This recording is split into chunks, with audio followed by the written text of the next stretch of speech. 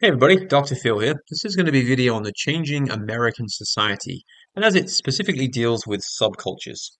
So let's start by talking about the nature of subcultures. So a subculture is loosely defined as a segment of a larger culture whose members share distinguishing values and patterns of behavior. As we see below, individuals may identify with a core culture, or perhaps they identify with a subculture. And if they identify with the core culture, then that core culture will have values and norms, and also as will the subculture. The core culture will have mass market behaviors, whereas the subculture is more likely to exhibit unique market behaviors. Ethnic subcultures are those subcultures whose members' unique shared behaviors are based on a common racial, language, or nationality background. Now, with respect to applications in consumer behavior, our attitudes toward new products or imported products may be strongly influenced by our regional subculture, our taste in music by our generation subculture, and our food preferences by our ethnic subculture. These subculture influences often result in the need for marketers to adapt aspects of their marketing mix, as seen in the Frito-Lay ad. Frito-Lay developed chips with flavors such as chili con queso and Chesapeake Bay crab spice to appeal to the tastes of the Southwest and Mid-Atlantic markets, respectively, as shown in the diagram to the right. Now, with respect to African Americans, let's talk a little bit about demographics. The buying power, this group represents about 1.8 trillion in buying power and is expected to grow by over 25% by 2024. On average, African Americans are younger than the white population and tend to have less education and lower household income levels. Target opportunities exist across a broad range of income. The top 20 percentile households earn greater than 182,000, with the top 5 percentiles earning approximately 326,000 of household income. Now, the extent to which messages targeted to African American consumers need to differ from those targeting other groups will tend to vary by situation. Sometimes advertisers can just simply change the models in the ads and perhaps the consumption setting to show that the product is appropriate for the needs of African American consumers. The Ford ad is a good example of this approach. In other cases, more specific changes need to be made, as in the case of the As I Am ad, which addresses the unique hair care needs of African American consumers. Now, with Hispanic Americans, let's talk a little bit about demographics. Let's start talking about the buying power. Although the average Hispanic household income is relatively low, the purchasing power of the Hispanic market is estimated at 1.5 trillion and is expected to grow to 1.9 trillion by 2023. Income, education, language, and identification with Hispanic culture will changes across generations. Now, given that roughly 34% of growth in the Hispanic population is attributable to immigration, the level of acculturation plays a major role in the attitudes and behaviors of Hispanic consumers. Language is clearly important to the Hispanic market and often strongly intertwined with cultural identity. Less than 30% of Hispanics speak English exclusively in the home. Thus, a large majority of Hispanics speak Spanish in the home. As a result, Spanish language ads are often more effective for the Hispanic market. Orbit advertises its gun in both English and Spanish. Although Spanish language ads are often successful when marketing to Hispanics, this effect may depend on acculturation level. Now, with regard to consumer groups for Hispanic Americans, generational groups also exist which drive differences in language, national identity, and values. So we can think of like first generation adults, second generation adults, and even, indeed, third generation adults.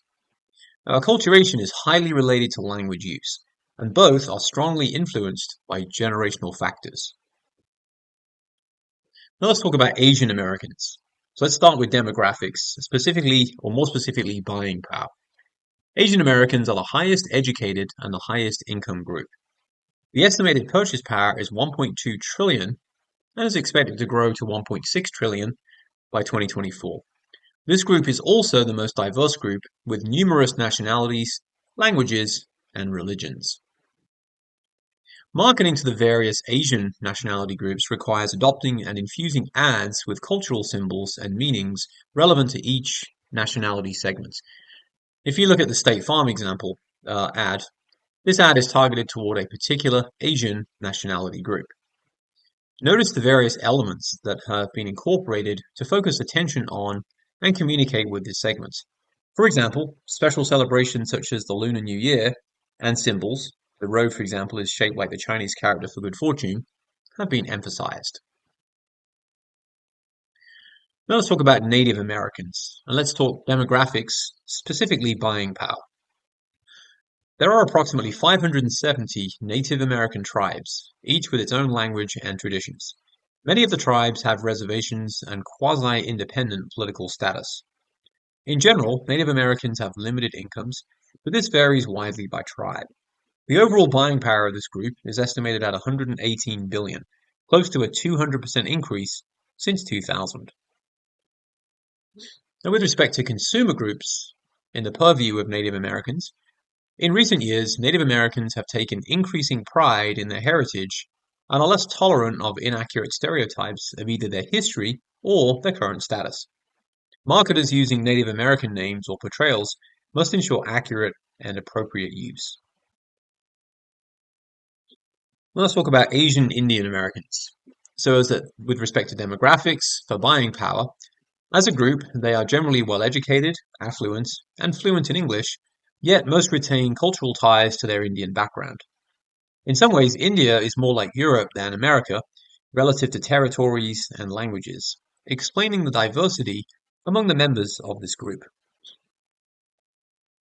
And if we think about the Asian Indian Americans with respect to consumer groups, while diverse in many ways, most Asian Indian Americans share many cultural traits, including placing a high value on education, particularly their children's education, and husbands playing a dominant role in making many of the family's decisions. Now, if we look at Arab Americans, we start with demographics, more specifically buying power. This group is somewhat younger than the general population, better educated, and have a higher than average income. Since World War II, many Arab immigrants have been business proprietors, landowners, or influential families fleeing from political turmoil in their home countries. With respect to consumer groups under the purview of Arab Americans, more than 80% of Arab American are US citizens, the majority being born in the US. Most Arab Americans are tired of negative stereotyping and misrepresentations about their culture. 66% of Arab Americans identify themselves as Christians, 24% identify themselves as Muslims.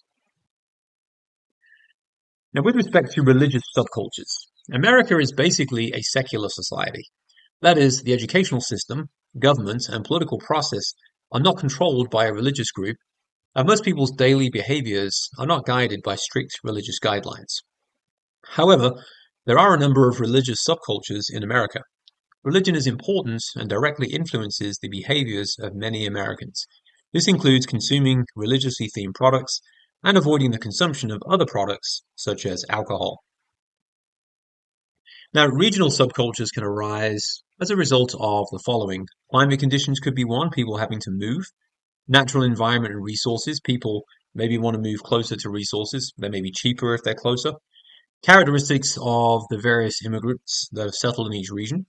And of course, significant social and political events. So, as I kind of alluded to earlier in the lecture, some groups have moved from certain countries where there may have been political turmoils, coup d'etats, sort of unrest, societal unrest, and they may have moved to a different place, the US as an example. All right, thanks for watching, and I will see you all in a future video. Take care.